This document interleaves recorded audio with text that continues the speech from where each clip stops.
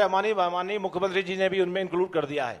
तो दोनों स्कीमों को लेकर एक बड़ा उत्साह हुआ है और अब हमने पूरे विदिशा जिले की 5 विधानसभाओं के लिए वो खोल दिया है। तो 5 विधानसभाओं के युवा यदि नौकरी चाहते हैं तो वो सिरोंज में आके अपना जॉब ले सकते हैं। वहाँ से हम उनको लगातार सारी व्यवस्थाएं, उनकी रहने की, उनकी खाने की, उनके आने जाने की सारी व्यवस्थाएं हम लोग लगातार उसमें कर रहे हैं।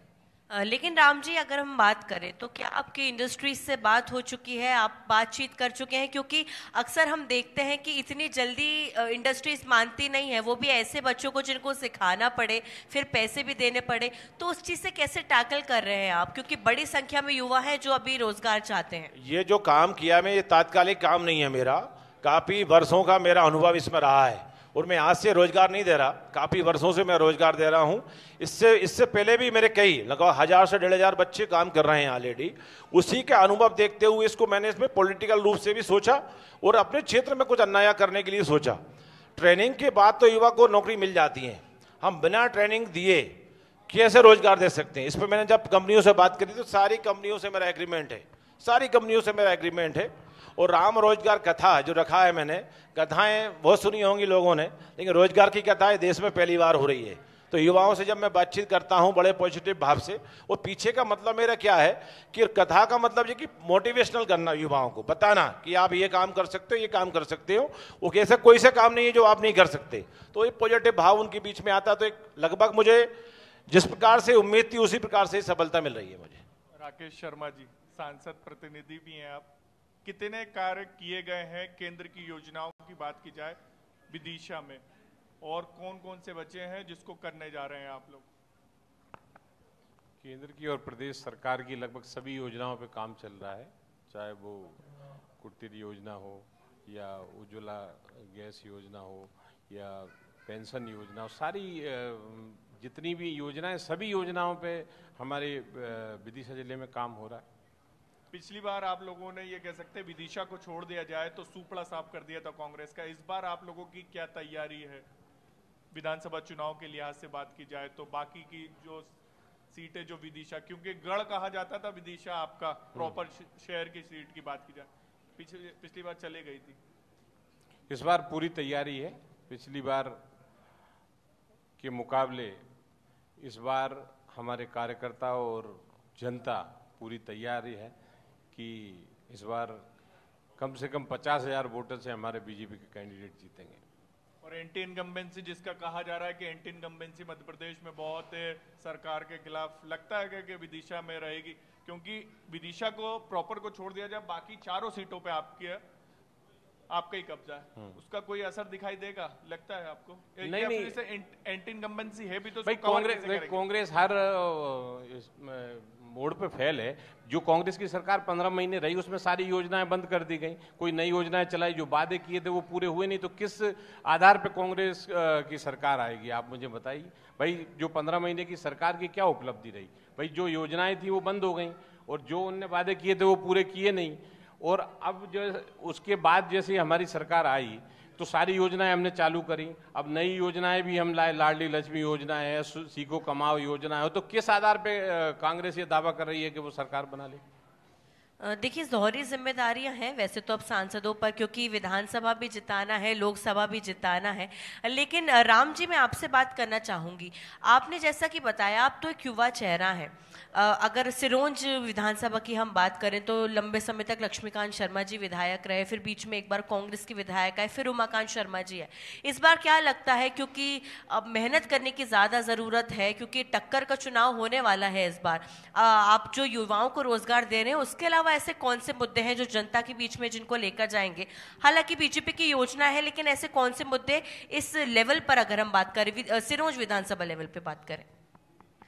मुझे लगता है कि विकास के मामले में हम लगभग 90% हम पास हो चुके हैं। 1-2-5% बचा होगा जहां विकास की आवश्यकता हो। मुझे सबसे बड़ा कोई मुद्दा दिखा वहां क्षेत्र में और जिले के अंदर भी, तो कहीं ना कहीं रोजगार का मामला निकल के आया। गांव में पढ़ लिख कर युवा बहुत बैठे हुए हैं, युवाओं को रोजगार कैसे दे पाएं? शासकीय स्तर पे जो नौकरियां थी लगभग वो भर्तियां हो चुकी हैं 90%, रोजगार कैसे प्राप्त हो? चूंकि उस क्षेत्र में कोई बड़ी इंडस्ट्रीज भी नहीं है, सिरोंज के क्षेत्र में यदि मैंने देखा वहां पे कोई रोजगार कैसे मिले उनको।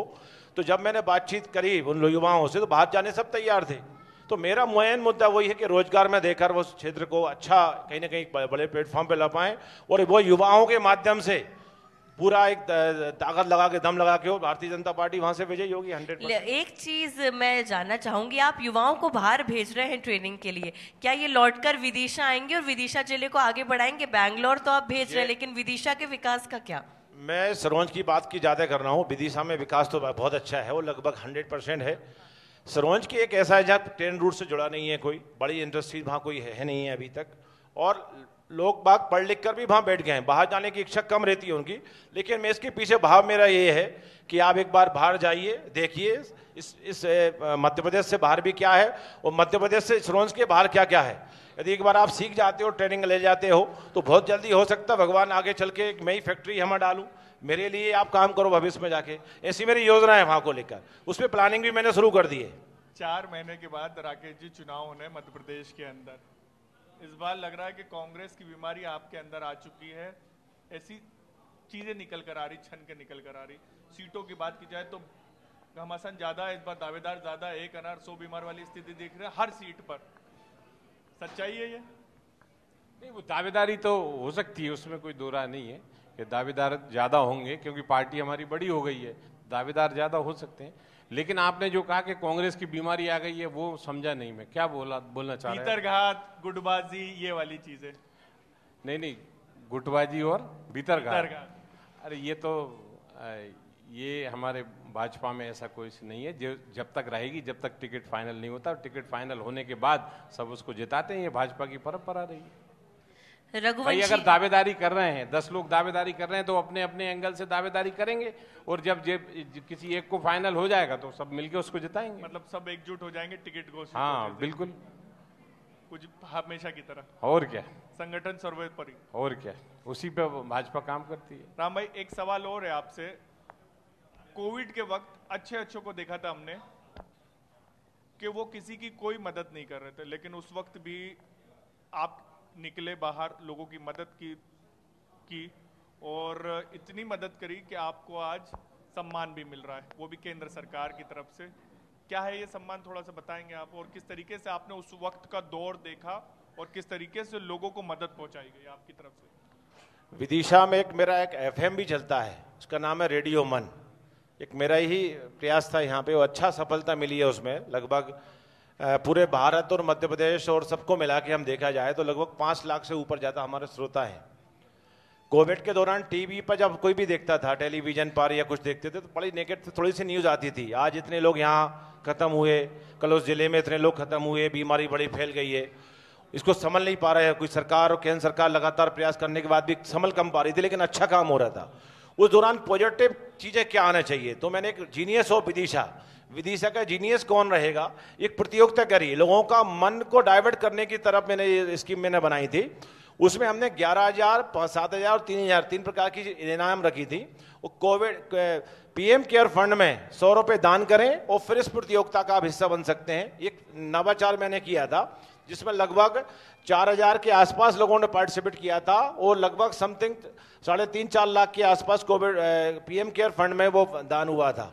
तो इसको जब देखकर एक बड़ा नवाचार हुआ, तो केंद्र सरकार को ये रिपोर्ट जब गई यहाँ से, तो उन्होंने कहा कि कम्युनिटी एंगेजमेंट एक प्रोग्राम है, ये बहुत अच्छा हुआ है देश भर में। तो रेडियो स्टेशन के माध्यम से मुझे सम्मानित करने के लिए अभी ये ऑफर कल ही आया है, और मैं 23 तारीख को हमारा प्रसारण मंत्रालय के माध्यम से हमारे मंत्री अनुराग ठाकुर जी के माध्यम से पुरस्कार मुझे मिलने वाला है 23 तारीख को। बहुत बहुत शुभकामनाएं आपको इस पुरस्कार के लिए। राकेश शर्मा जी, मैं आपसे एक आखिरी सवाल लेना चाहूंगी। पिछली बार 29 लोकसभा सीटों में से 28 बीजेपी के पास आई, एक छिंदवाड़ा रह गई।